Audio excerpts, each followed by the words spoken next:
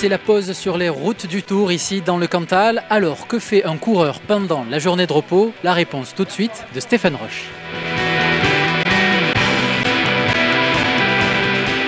Le jour de repos, c'est vite dit parce qu'un coureur, le jour de repos, il fait une journée comme les autres, hein, sauf le parcours qu'il fait en vélo n'est pas chronométré. C'est-à-dire qu'il se lève comme tous les matins, il mange le petit-déj, hein, comme tous les matins. Il mange peut-être pas les pâtes ni la viande comme d'habitude, mais il mange quand même le céréales, il mange les yaourts, il mange un tartine, un café, etc. Ensuite, il part faire un tour de vélo, il va faire 2 heures, voire 3 heures de vélo. J'aimais bien imiter un peu pendant une demi-heure avec les copains, on s'est tiré le bourre un petit peu parce qu'il ne faut pas oublier que pendant une semaine, ton corps, on lui demande d'être là tous les jours et puis souffrir. Et là, pendant une journée, on ne demande rien. Et le lendemain, on lui demande de souffrir à nouveau. Donc, ton corps, il s'endort.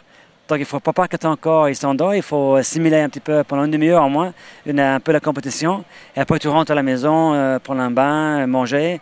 L'après-midi, un petit sieste, quelques obligations avec le presse. Et ensuite, le repas le soir, 19h30. Et pas comme 21h comme les autres jours, parce que les autres jours, il faut rentrer à l'hôtel en bus, c'est très long. Et faire une bonne nuit là-dessus. Alors nous sommes toujours à Aurillac pour cette journée de repos. Derrière moi, le bus de la Movistar. Un peu plus tôt dans la journée, nous avons rencontré Johnny Hoogerland. Vous savez, c'est ce Néerlandais qui a été percuté par la voiture hier sur les routes du Tour de France en allant vers Saint-Flour. On a posé 33 points de suture au Néerlandais. On l'écoute tout de suite, ainsi que son coéquipier, le Français Romain Feuillu. My mind is good, but my body is hurt. I'm not saying I forgive him. I just say that I'm not very angry because he's not doing this on purpose. I hope so, but I'm still not happy, of course, because I'm with 33 stitches now and I'm like hurt over all my body. Well, the moment I was flying, I was like thinking I thought it was over. When I just was on the ground and I could move myself, I was already thinking I'm going to the finish. It was a horrible accident, but it can also happen when there are only 2 cars in the race.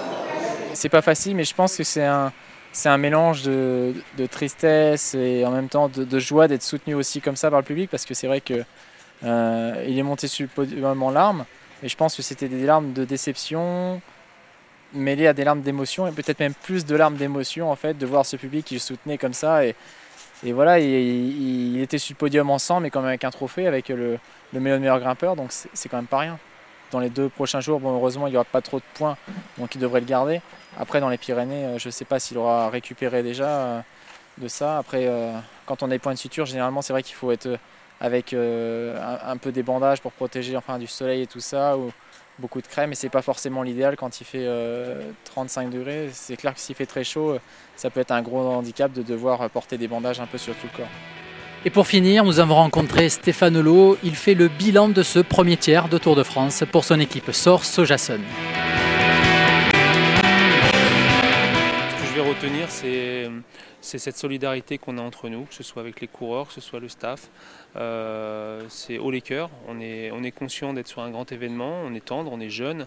C'est vrai que c'est pas tous les jours simple, mais en tout cas on ne baisse en aucun cas les bras, on reste très appliqué, très concentré sur le sujet.